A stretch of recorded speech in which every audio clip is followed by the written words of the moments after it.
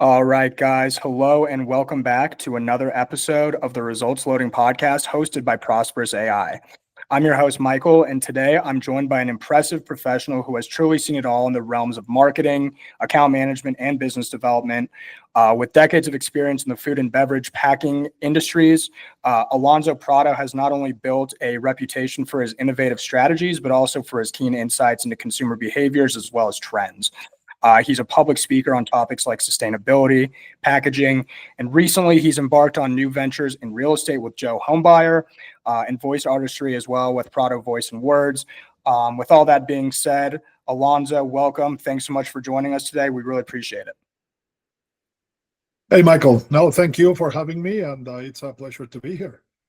Fantastic, Alonso. Thanks again, and we'll dive right into it here. So, obviously, as I just broke down, and we'll let you speak to this a little bit more here in a second, you've obviously had a world of experience in your career thus far.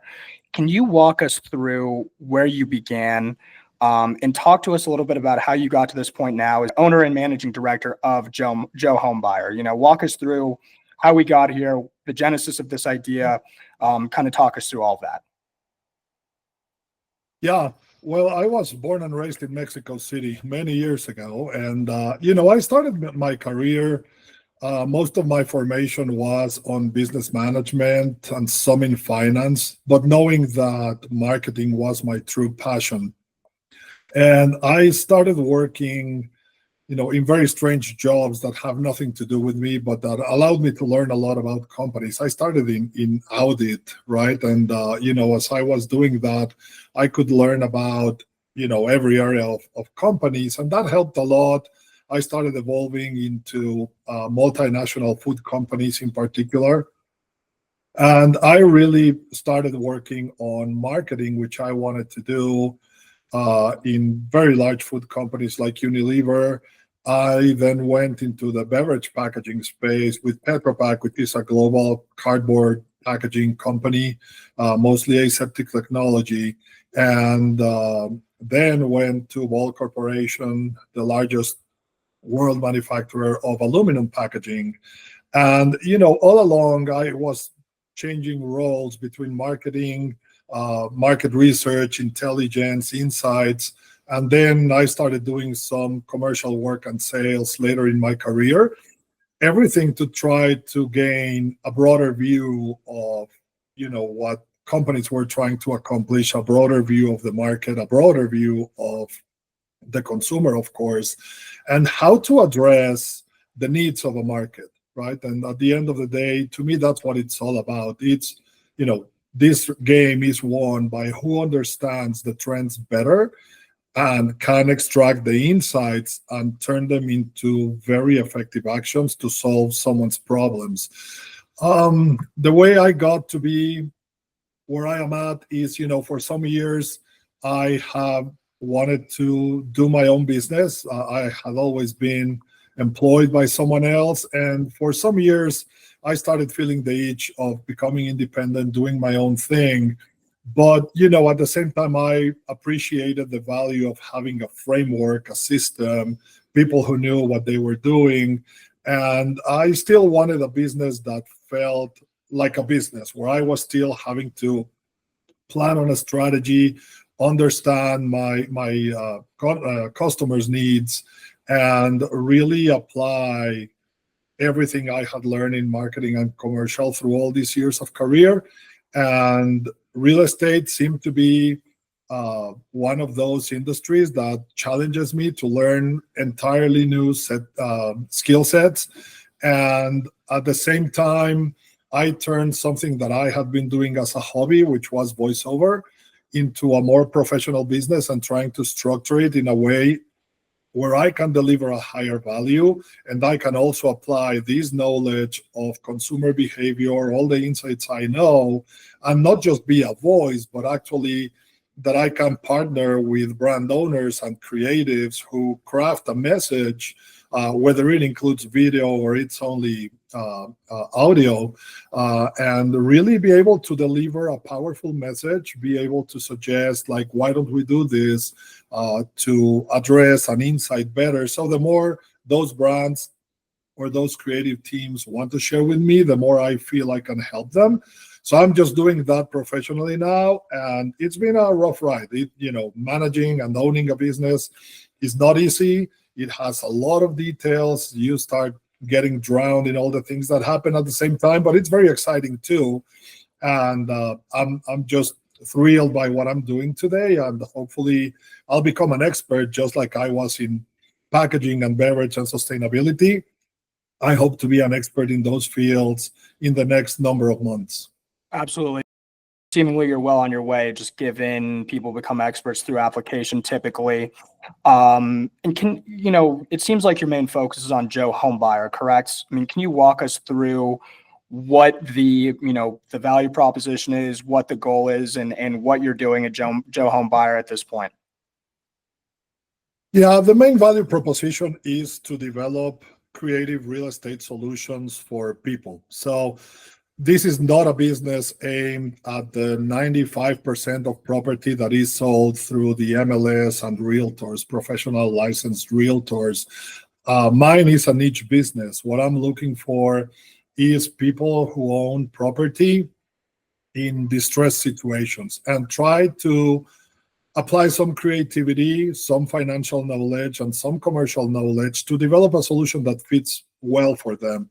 A lot of people think we are like, many companies out there that are just throwing lowball offers for homes, trying to make some money by trading with homes and property in general.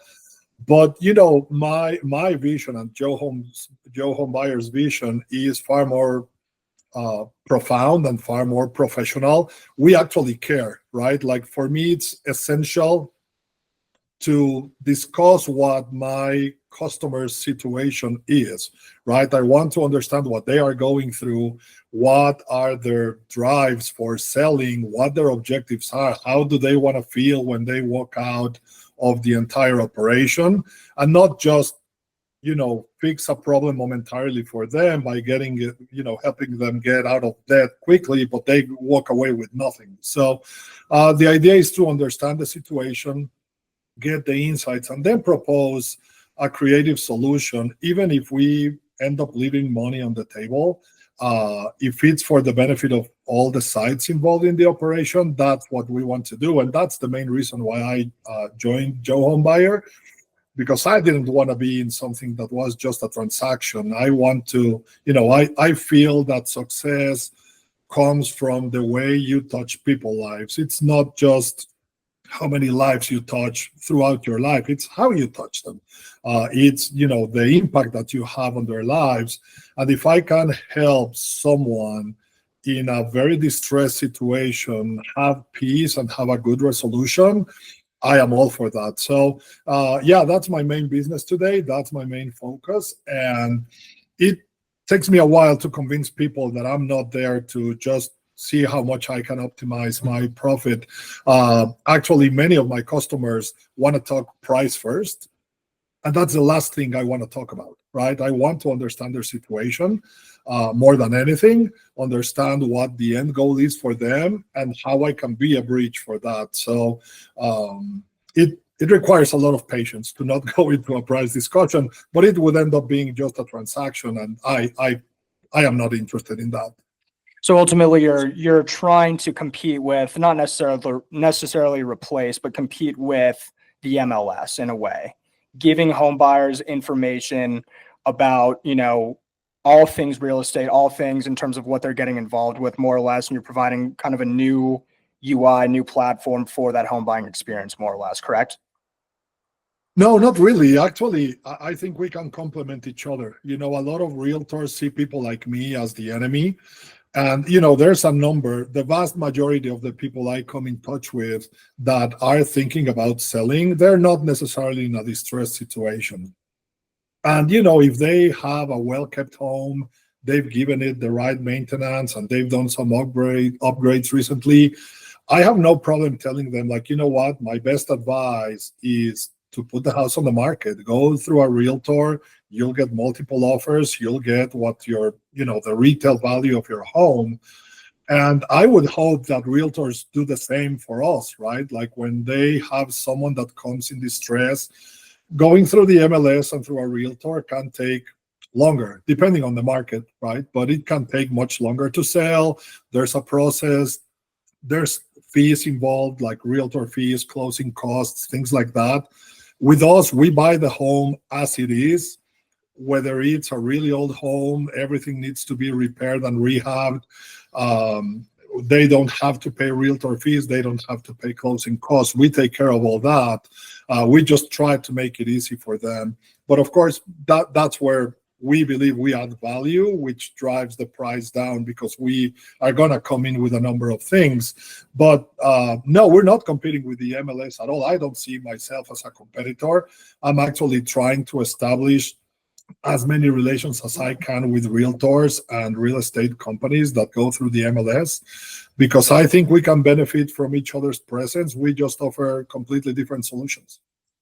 Fantastic. I mean, really like a niche market, if you will, and doesn't seem like a lot of other companies are doing this. So you've identified a good spot to kind of get in and execute a plan like this. I mean, how long have you been working on this? I mean, when did the idea come into be when you decided, I'm going to drop everything and start pursuing this full time? Just started this year. It started earlier this year. A corporate life normally comes in cycles. I have been in the corporate world for 32, 33 years. And, every 6, 7 to 10 years, there's a cycle where you've grown, you've taken some lateral moves, you've learned a lot. And, as you get higher into organizations, it's tougher to grow. So you always start getting that itch that, I want to do something different. I want to learn something new. I want to apply my skills and my knowledge to something else. And again, I just started thinking about my own business. I wanted to be able to balance my life better. To me, work and money are basically tools. To me, they're not a goal. I've never worked for the money, like trying to make as much money as I can. And, I want that to be a tool for me to really accomplish the things I want personally, like, being able to spend quality time with my family, being a very present parent, and I'm not only with my wife and kids, but also with some of my family that lives back in Mexico. And to me, having the time, the resources to spend quality time with them and being able to have what I call wow moments, right? Like I want to have a life full of wow moments where life just knocks you off your feet and you're like, wow, this is really interesting and really cool. I actually just came back from a trip, from a huge family gathering, and having this business model allows me the time to go there and put things a little bit on hold while I am there. And, you can always try to mix work and life, but you have to try to be present. One of the things I was thinking as I was there was, I'm going to be there and I'm going to be present. There's some family I have not seen in 5 years, 10 years. So I'm going to be there. And this kind of work allowed me to do that, right? Like, okay, I'm going to put the work on hold for a couple of days and really give myself to my family. So that's how this whole idea started. And, I was lucky enough to run into a person very knowledgeable in the franchising world. And he guided me through all the nuances and the ins and outs of franchising. He introduced me to industries I had never thought about. He started by asking, talk about insights, but he started asking like, how do you want your day-to-day to look like? What kind of activities do you really enjoy? Would you really consider that you're not working, but you're actually having fun? And by doing that kind of thing, we started narrowing industries, then companies and brands, until we got to 2 or 3. And at the end of the day, it was very painful because the last 2 or 3 I had, I really wanted all of them. So it was a really hard decision to pick one at the end because they were all really good. And I think the lesson there was, let someone who really knows about this help you, but also like really listen to what they're saying, get their insights, make them work in your favor. And that's how this whole thing started. So now I'm an owner of 2 businesses, and that comes with a lot of fear that things may go wrong, but it comes with a lot of optimistic feelings that things may go right and I might end up being very happy. I've taken some leaps of faith during my career. In all of them, I was able to land on my feet in a better situation than when I took the leap of faith. And that's all I'm expecting this time around as well. Yeah, no, and it's a good point for any entrepreneurs listening, is that there's always a required element of fear that will take place when you do leave the comfort of a corporate job, a consistent paycheck, to go and pursue, a new life, a new look, a new career, right? Because with the new career that you're running on your own, it's like, okay, the upside, like potentially more money, potentially more time with my family, potentially more flexibility.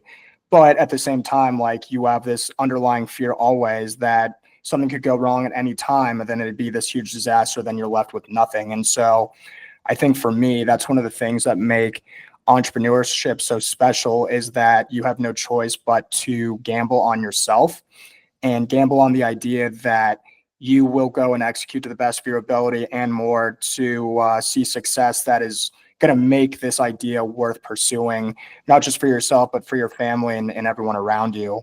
A lot of people don't want to take that leap of faith, right?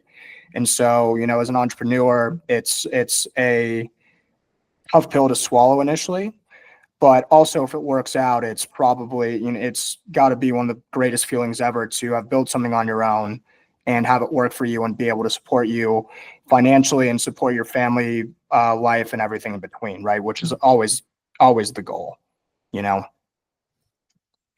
and I've always thought that the main trait one person must have in any profession is being resourceful, right? When you are resourceful, you can go through things. There's going to be a lot of challenges, and it's a little bit of a cliche, but the phrase that says that if your goals don't make you afraid, then they're not big enough.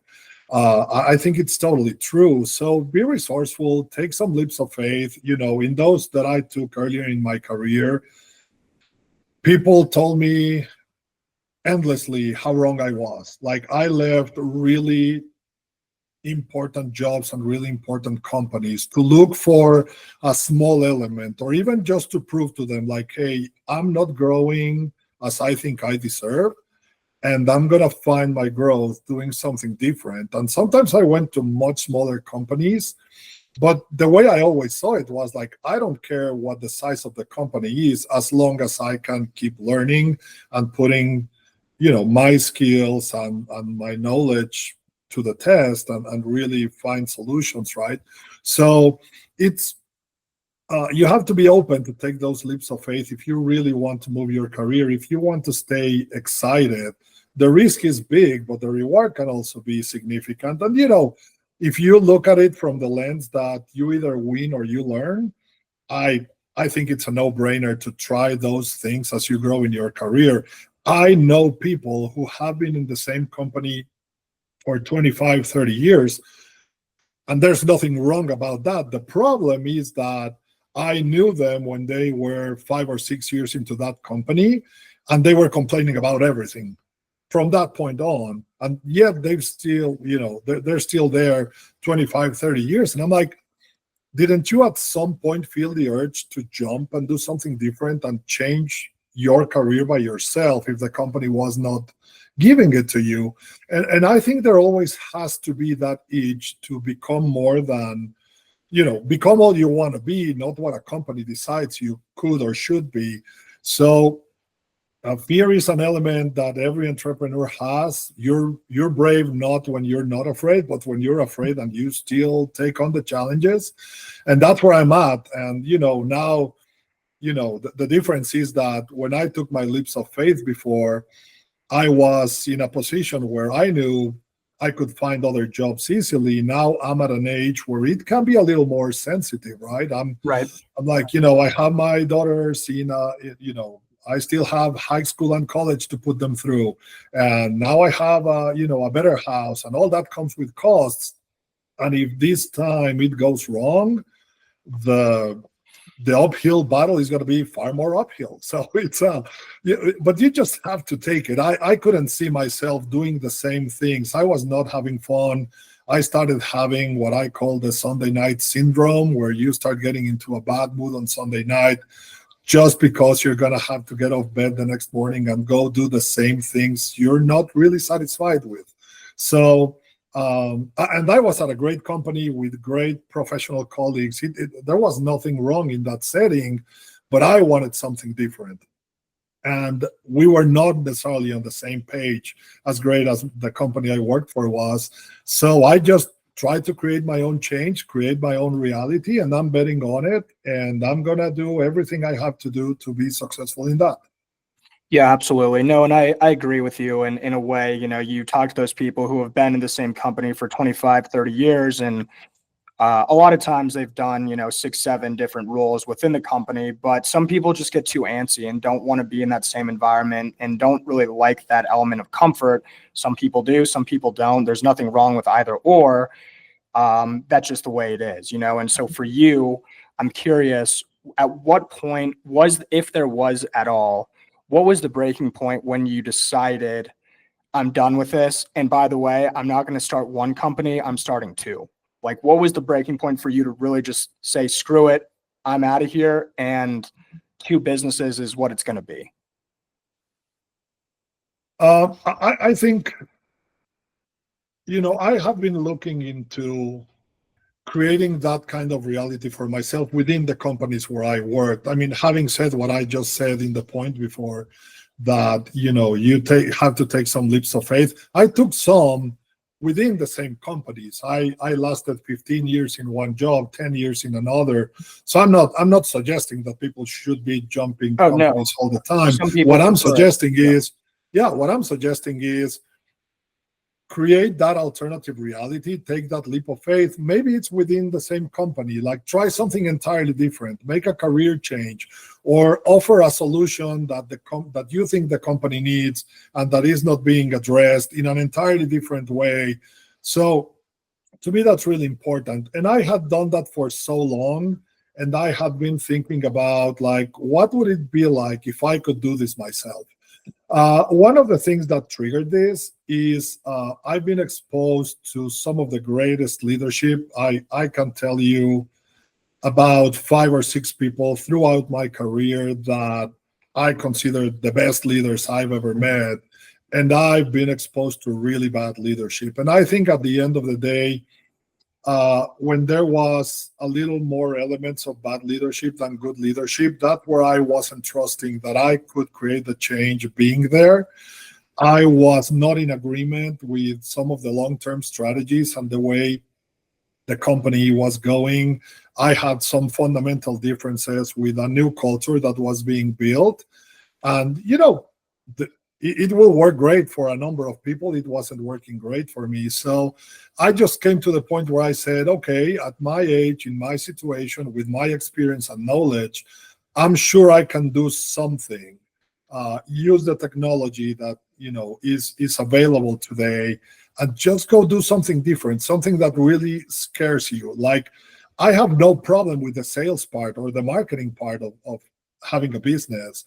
Even being a leader to people, I can hire that work for me, that's not what I'm afraid about. But, I've never done all the administrative tax, things like that. And that scares the hell out of me because I know it requires time. I know that I don't have a ton of experience there, and I'm learning as I go.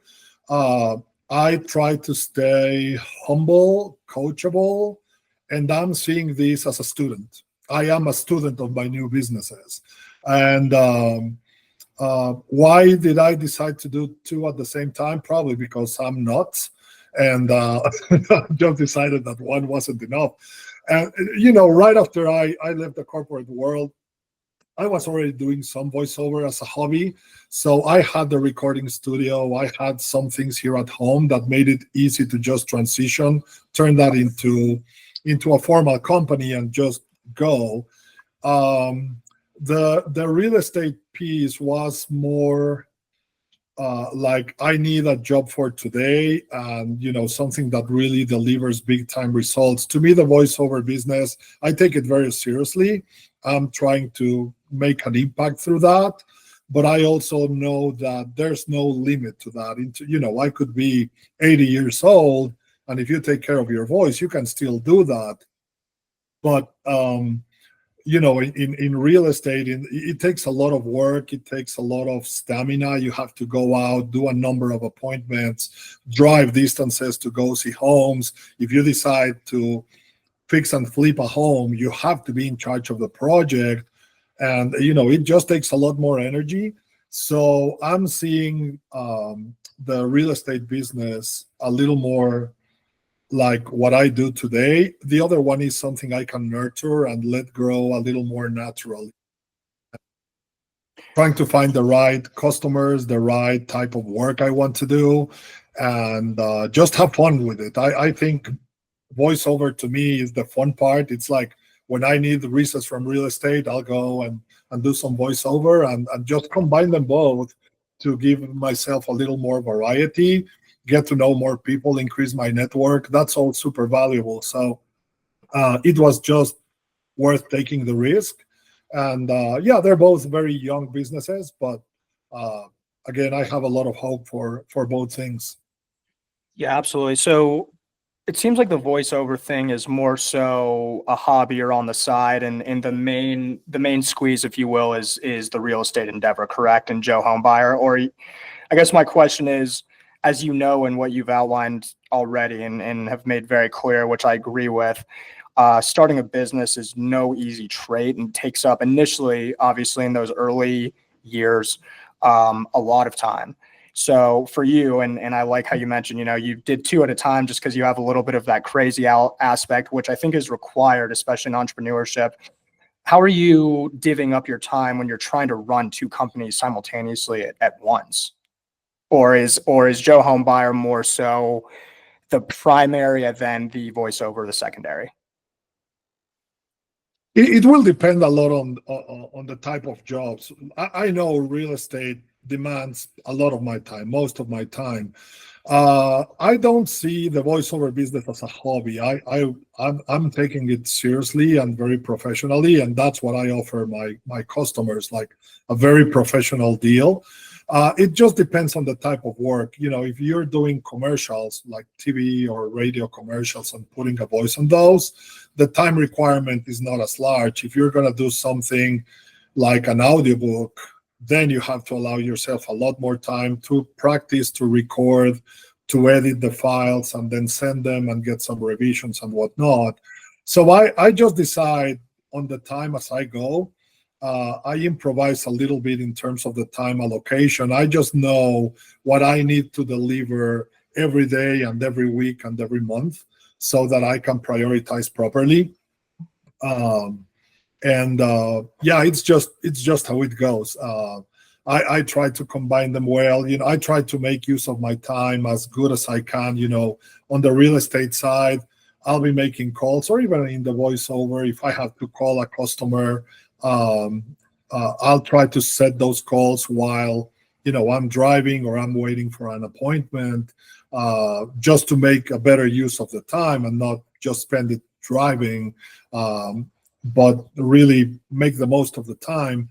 And I still try to leave some time for treating myself with a workout very early every morning. I try to be available for my family by night. Of course, if a customer needs me, I'll pick up, but I'll try to make the time for family and stuff. It's a balancing act. And honestly, I've always thought you have to prioritize the important over the urgent, because everything's urgent in today's world. So for me, identifying what's the real value generating activity that I have to do next is the way I prioritize my time. So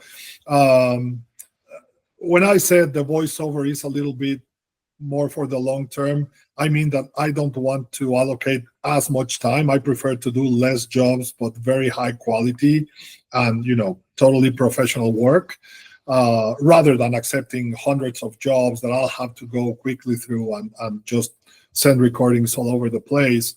I want to give it the respect that my customers deserve, and take less jobs, more quality, less jobs.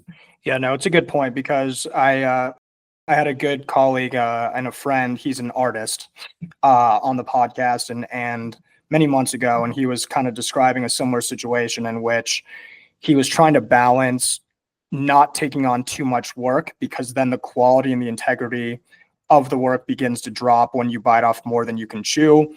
So to your point, it's, I think, really important, especially for the line of work, and when you're attaching your name to some of this stuff and your reputation is on the line, that you're not underperforming, and you're not under delivering and then, also underperforming, of course, right?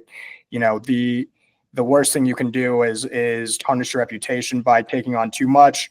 The lead times start to suffer, the quality goes down. And so, to your point earlier, picking and choosing the most high quality jobs as opposed to the lower quality, high volume is obviously a good strategy, because to your original point, we're giving and dedicating your time to what's most important today. And if you're sitting around doing all of these recordings, it's taking up a ton of time and not as high quality of a job, right? So I think that's a really smart approach, especially when you're balancing two different endeavors at one time, of course. And if you think about it, when you're working for the corporate world, for any company, it's kind of the same deal, right? You still have to do like your main job, your main job description, but you also probably are responsible for people, and you have to do some administrative stuff. You have to do some coaching or tutoring. You have to do like performance evaluations at some point. You have to give feedback, and suddenly they involve you in projects that are not exactly your job description. They invite you to develop a solution of some sort or an innovation project. You're still splitting your time, and you still want to leave time for your family, for your friends, for working out. I believe in taking care of myself, and you have to pay the price, right? Do I like getting up at 5 a.m. every day to work out? I don't. But I do, and I've been doing it for years, because otherwise I'm not going to do it. And the level of energy that I have after a good workout just is worth me getting out of bed. You do it because you're convinced, but when motivation is not enough, then discipline has to kick in and get you out of bed and be like, you need to do it because it's the right thing and because it will provide the right level of energy. And same happens at the end of the day when I'm with the family. I get energized from being with them and hearing their stories and how their day went. So I don't think that's only in entrepreneurship. All along my career, I've tried to prioritize the same way. And now the problem is that when you're in a company, there's a larger structure to support you, and if you drop the ball here or there, there's always someone that could pick it up or at least tell you that you dropped the ball. When you're doing your own thing, you might not even notice, and it'll come back to bite you at some point. So but the way you prioritize and the way you have to divide your time is very much the same. So it's a matter of understanding. Again, to me, the criteria is the important and what really delivers value over the urgent, and understanding that work never ends. Like some people tell you they work until very late every night, and they're like, well, and even though I stopped working at 1 a.m., I didn't finish all my work. You're never going to finish all your work. There's always something else you can jump on if you have enough drive, but you have to understand how to allocate your time so that it's not, you don't end up living to work, but actually working to live. That's my perspective on work and life balance, really. Yeah, no, it's a great point, especially when work is like laundry. I mean, there's infinite. It's infinite. It will never end. I mean, you can stay up till 1 a.m. all you want, but there's always going to be something to do. And so if you have that approach of working to live, it's just better, right? And then just how you're allocating your time and making sure that it's like, okay, there are 24 hours in the day. These are all the different categories of things that I want to be doing, including spending time with my family, exercising, etc. How am I going to make the most out of these hours that are available, right? As simple as that. Got it. So, Alonso, I want to switch gears a little bit here. You've had a unique focus on understanding human behavior. How do these insights influence the strategies you create and execute, especially with the people you work with and the teams underneath you? Um, I think you always have to be curious, right? And curiosity will lead you into finding right solutions for everything. I think for every company, whether it's a consumer goods company or a service company, no matter big or small, to me, you always have to be thinking about what problem you're solving for who, right? And the only way to understand that is by understanding behaviors.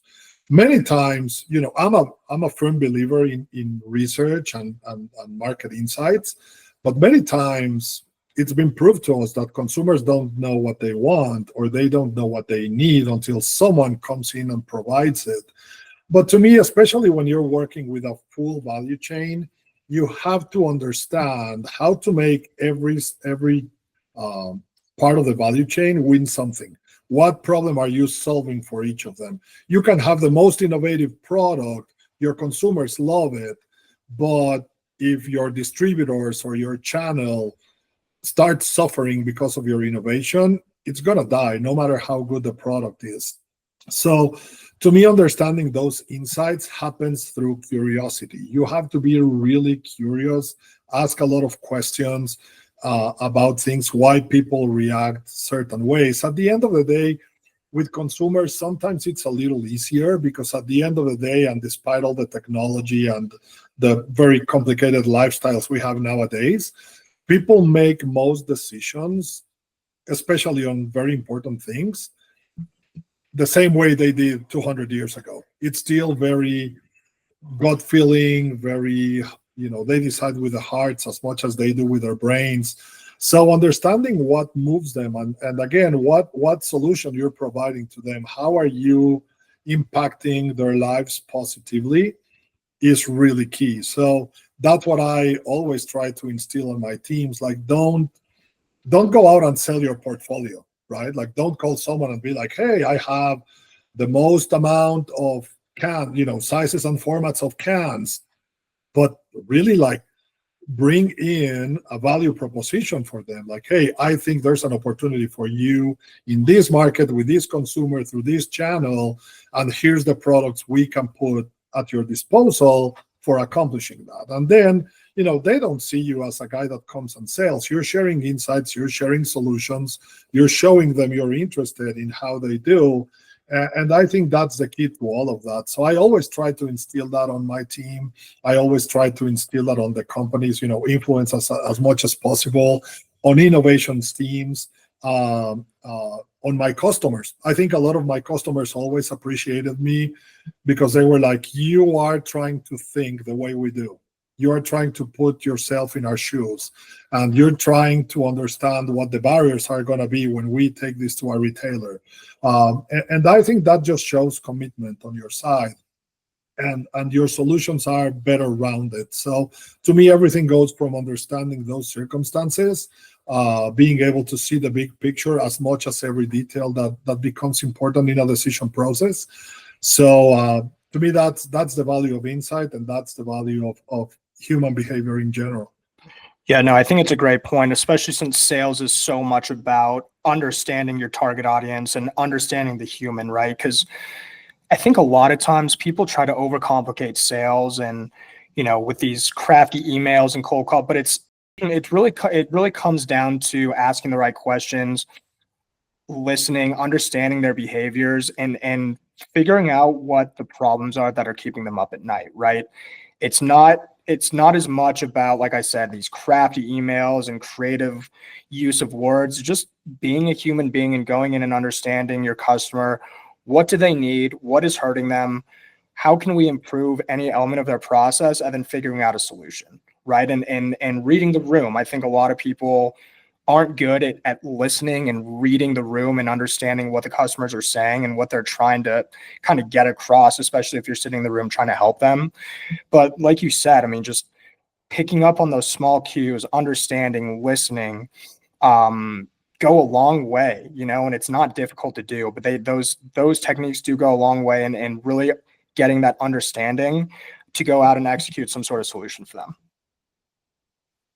Yeah, and it's no accident that most of the groundbreaking innovations have not come from the industry that is supposed to solve it, right? Like digital photography was not solved by any of the photo companies. Like someone external had to come with a good idea and implement it. Same with smartphones and everything. It was always someone external. And the reason is that you get so fixated on your methods and you believe you know everything about your customer or your consumer, and you end up repeating the same formulas over and over. And you have to understand the larger picture every time.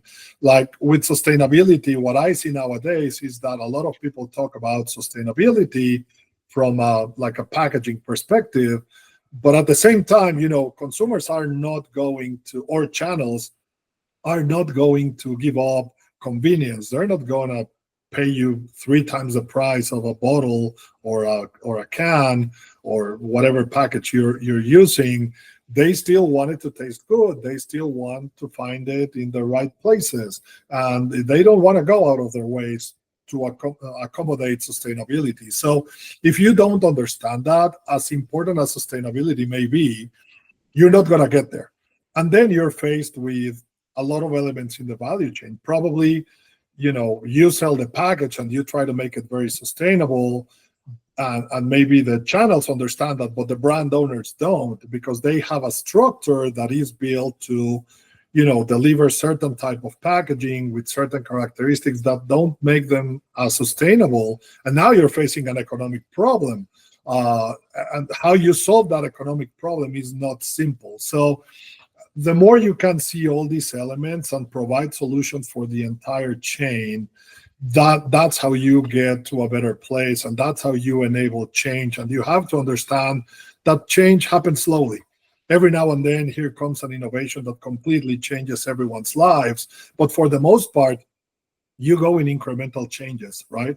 I was once making a presentation and making fun of how luggage has evolved from these big wooden chests or metal chests to what, the type of luggage that my grandparents used when they were young, to then adding wheels, and then wheels that they're all independent and they turn, and now there are some that you can charge your phone with, and there's they keep adding stuff, but it's always in incrementals, in small incremental changes. And I think most changes happen like that. If you want to modify your own habits, your own lifestyle, you have to take it in small incremental changes.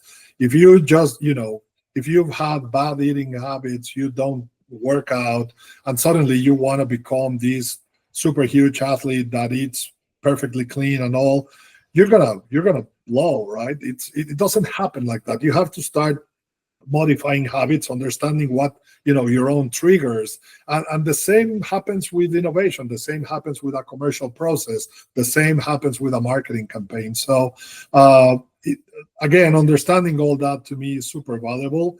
You never judge if it's right or wrong. It's there, and you have to read it and recognize it and know how to address it. Absolutely. And you speak on topics like sustainability and consumer behavior often.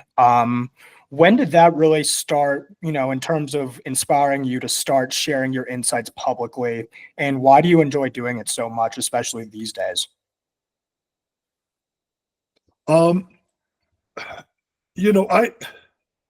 It started from a very young age. I remember going through conferences and things like that from when I was a college student.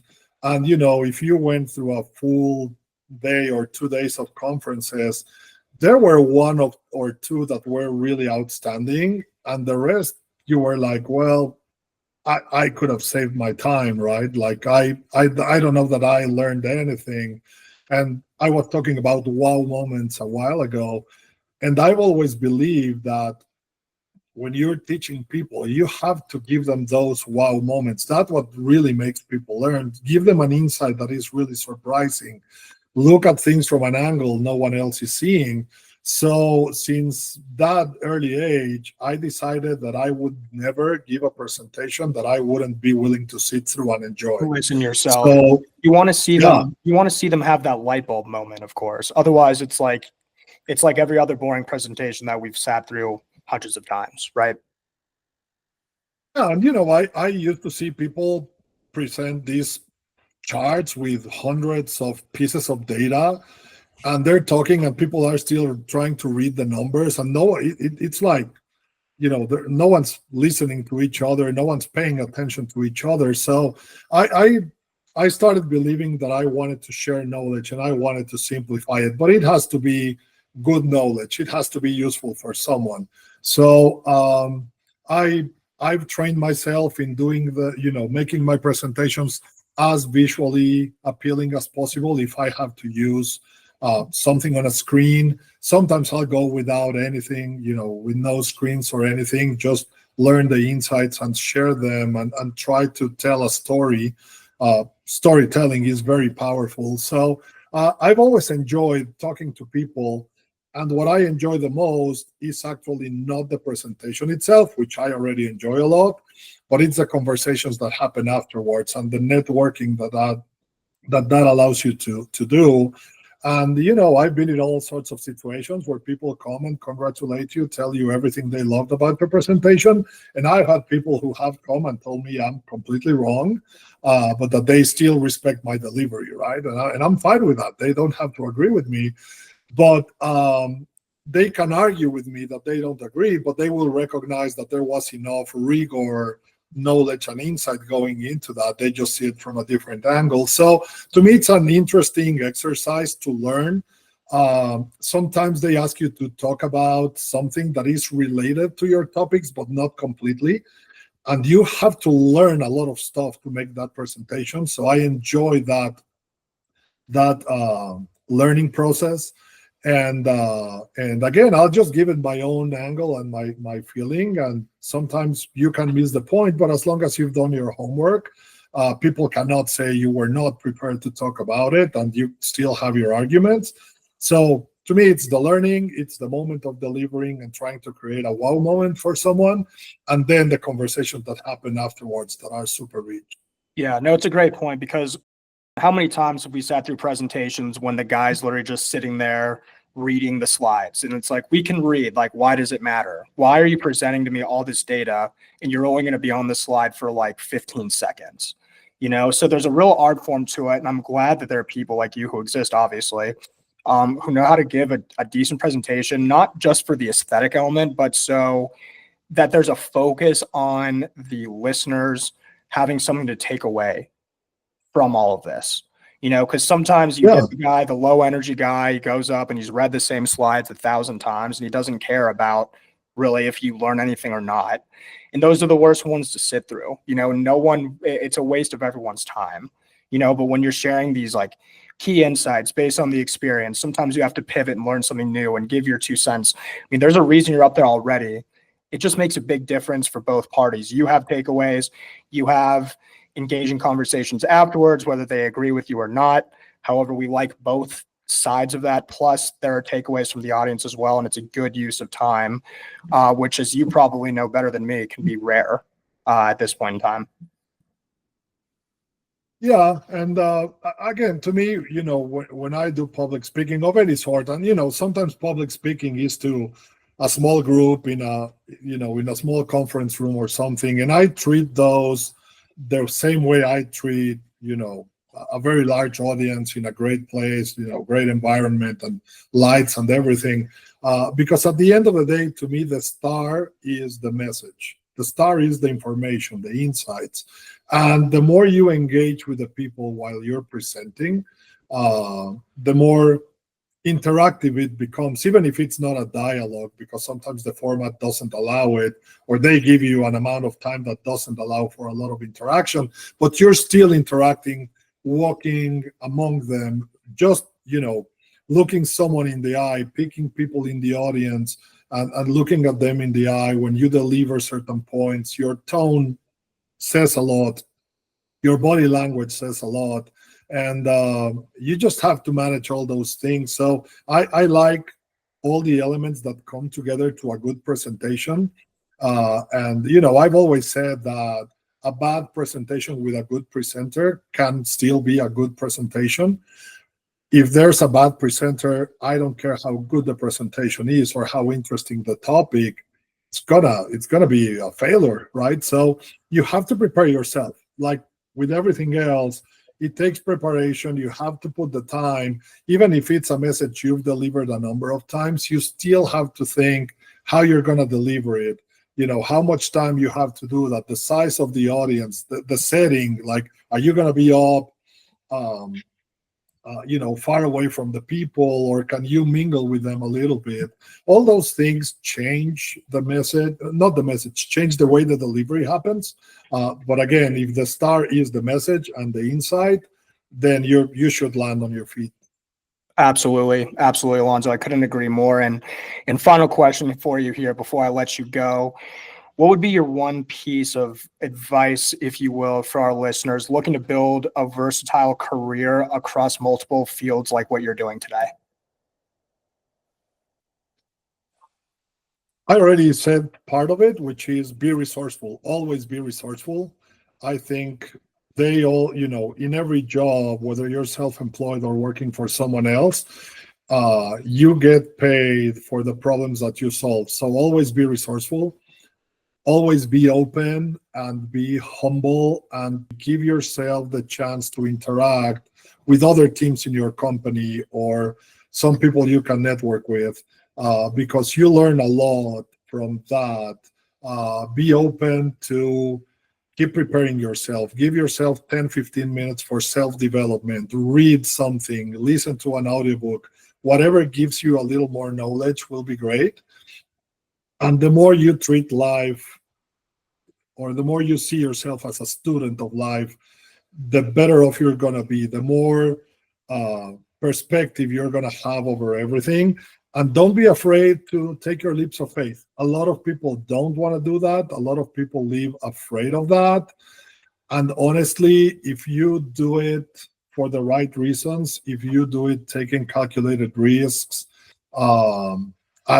normally you will come out of it having learned something, a better person, a better professional. So, and the other is just balance your life.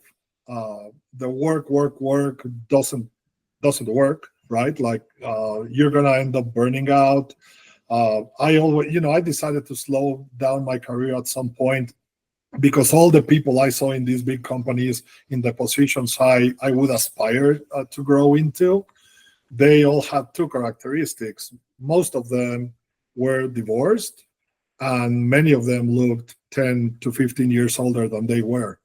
And those were prices I wasn't willing to pay, right? So I decided to open myself to these different routes, take lateral steps. People will pay you for your effort. If your company sees that you're trying something new, that you're trying to add elements of value for their customers, they will end up rewarding you for that. And you also get the satisfaction. So those would be, in a nutshell, the pieces of advice I can share. And enjoy the ride. No matter, most importantly, sometimes, times get tough, but the problem is the situation, not you. Just keep going at it, put a smile, and move on. I love it. No, I love it. And you've said a lot of valuable stuff, but I think most importantly, enjoy the ride. Not every single day is going to be great. Some days and a lot of days actually are going to be terrible, and you got to just figure out a way to push through it and figure it out. Like you said, it's not you, it's the situation, and you just deal with it. That's all you can do, right? And you move forward. So with all that being said, Alonso, thank you so much for your time today, for your valuable insights. I've really enjoyed this conversation. Good luck to you. 2 endeavors. I think that's the first one we've had here on the Results Loading podcast with an individual going after 2 companies at once. So maybe we'll have you back on the podcast in a year or so, check in and see how everything is going. So congratulations, good luck, and thanks so much for joining us today. Thank you for having me. And I'll keep you posted on how those things go. Yeah, we'll keep an eye on you. We'll stay in touch. But thanks again, my friend, and take care.